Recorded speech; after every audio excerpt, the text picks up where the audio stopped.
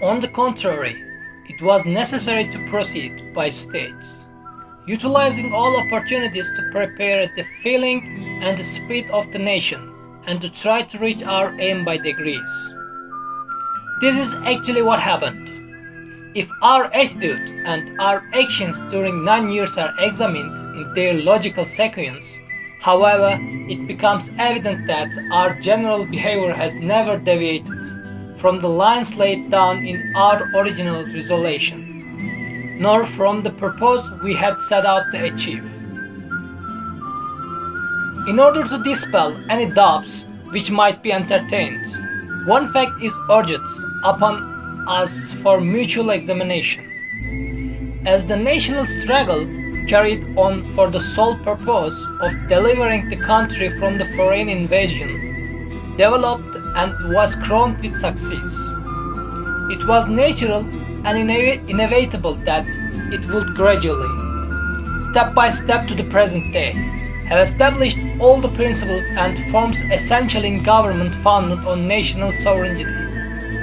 The sovereign of the dynasty who, thanks to his traditional instincts, foresaw this fatal course of historical events, declared himself from the very beginning the most embittered enemy of the national struggle. I also from the first anticipated this historical progress, but I did not disclose all of my griefs, although I have maintained them all the time.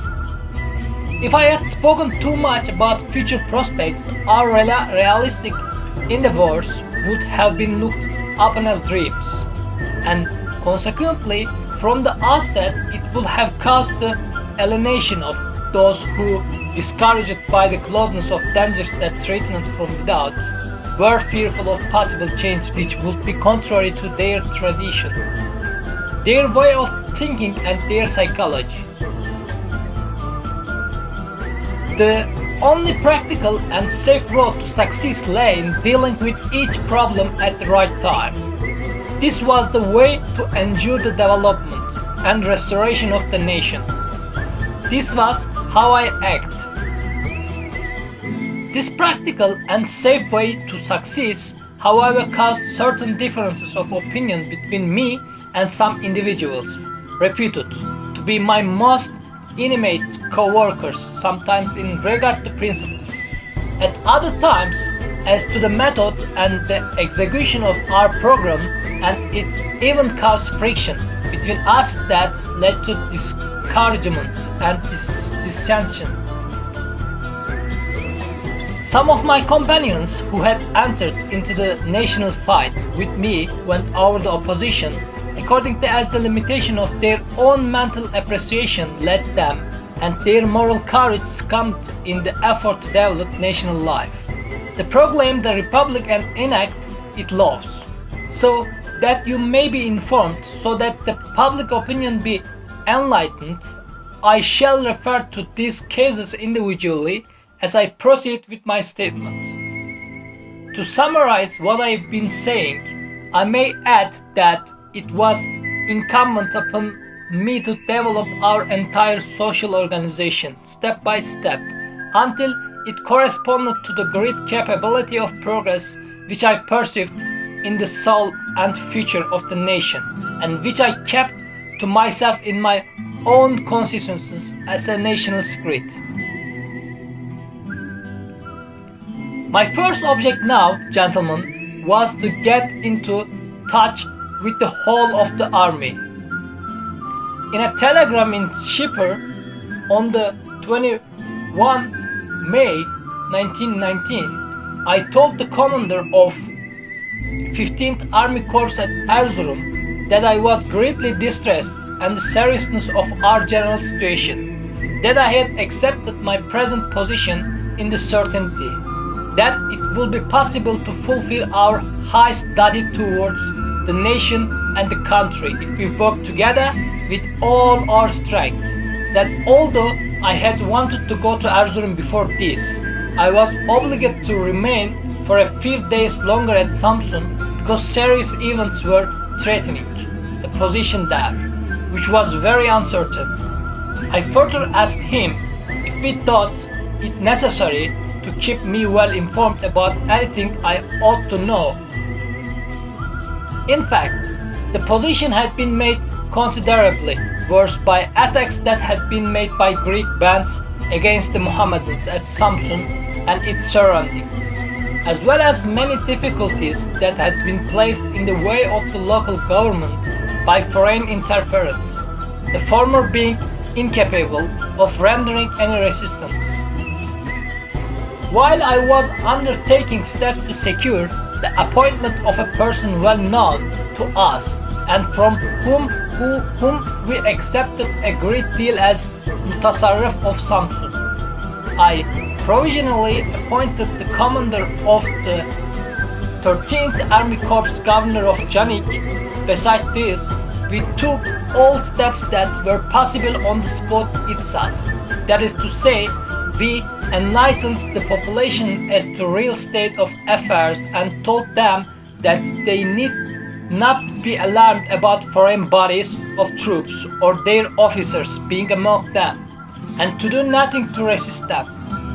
The formation of national organization was immediately undertaken in this district.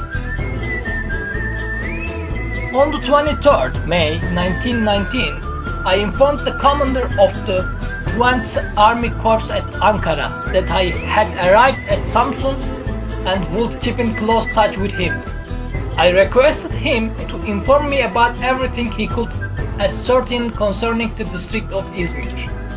Before I had left Istanbul, I had turned my attention to the position of this army corps. It had been suggested that it should be transported by rail from the south to the district of Ankara. But being well aware of the resistance attending this, I asked Cevat Pasha, the chef of the general staff, during the days preceding my departure from Istanbul, to lead the army corps to Ankara on foot, in case the transport by rail would involve any delay. For this purpose, I inquired in the telegram in Shipper I have already mentioned whether all the units belonging to the 20th Army Corps would succeed in reaching Ankara. After having added certain information about the district of Canik, I announced that in a few days I would be going with my staff from Samsun to Havza for some time, and I hoped in any case to receive the required information before my departure. In his reply, which arrived 3 days later on the 26th May, the commander of the 20th Army Corps reported that he had not received any regular communication from Izmir, that the occupation of Manisa had been reported by telegraph office employees, that the detachments belonging to the Army Corps stationed at Ereğli had already left on foot, as it was impossible to transport them by rail, but that because of the great distance they had to march, it was uncertain way they would arrive. In the same telegram, the commander of the corps remarked that the actual strength of the 23rd Division at Afyonkarahisar was low, and that for this reason all the men that could be mustered had been ordered to join this division.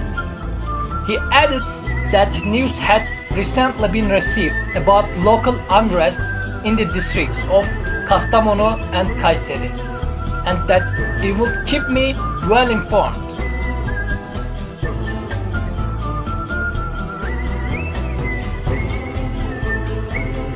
In a dispatch dated the 27th May 1919 from Havza, I ordered the commander of the 20th Army Corps and the Army Inspection at Konya, under whose command this corps was, to inform me from what sources the reinforcements destined for the division at Afyonkarahisar were being drawn, whether there was any practical possibility of reinforcing them, and what in the present circumstances their duty would be. On the 28th May, the commander of the corps gave me the information I had been awaiting in case of any attempt at occupation by the enemy, the 23rd Division will not surrender its position, but if it is attacked, it will defend it, recruiting reinforcements from among the inhabitants. On the 30th May, the inspector of the army replied, "While maintaining order and security at Karahisar at the same time, the 23rd Division will resist any attempt at occupation with all the means at their disposition." He reported that he was making all preparation and that he was trying to collect reinforcement at Konya, but that it had no name or title. In my telegram to the army inspector, I had said, "Rumors are in circulation about the raising of an army at Konya, which is called the Patriotic Army. What is its composition and how is it organized?" I asked this question because I want to encourage it hasten it on. I received the reply I have already mentioned in response to this question. The commander of the corps had replied to the same question, saying that he knew nothing about the formation of a patriotic army at Konya. On the 1st June, I informed the commanders of the 15th Army Corps at Erzurum, of the 3rd at Samsun, and of the 13th at Diyarbakır of the intelligence that had reached me through by communication with the 20th Army Corps and the inspection at Konya, as far as it concerned them.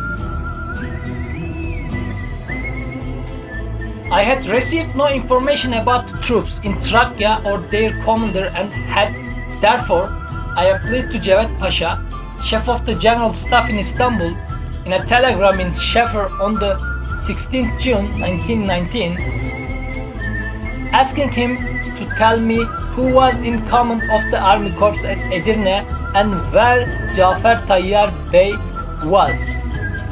On the 17th June, Cevat Pasha replied, "I have been informed that Cafer Tayyar is at Edirne in command of the 1st Army Corps."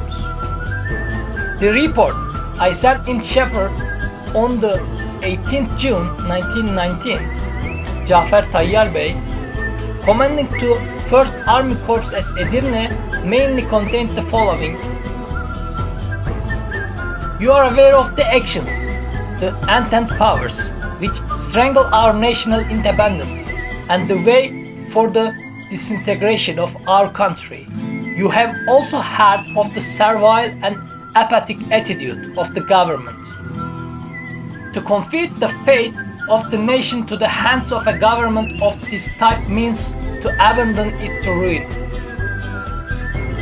It has been decided to set up an energetic assembly at Sivas, which is a safe place, for the purpose of bringing together the national organization of Trakya and Anadolu, so that they can boldly proclaim the voice of the nation before the whole world. The League of Trakya Paşaeli may have a representative corporation in Istanbul, but they are not provided with full powers. When I was in Istanbul, I spoke to several members of the Trakya League. Now is the time for us to begin.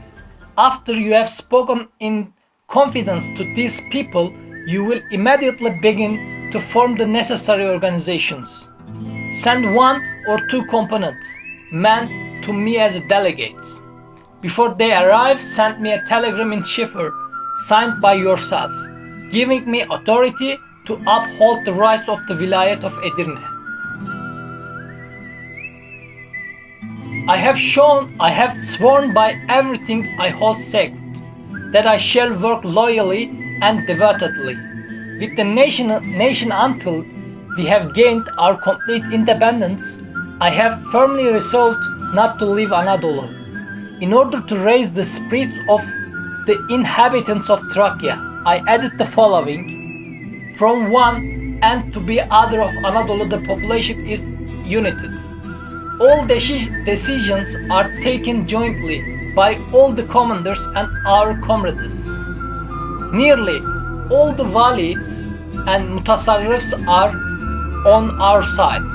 The national organization in Anadolu comprises every district and community. The propaganda aiming at the erection of independent Kurdistan under English protectorate has been successfully countered and the followers of this movement have been dispersed. The Kurds have joined the Turks.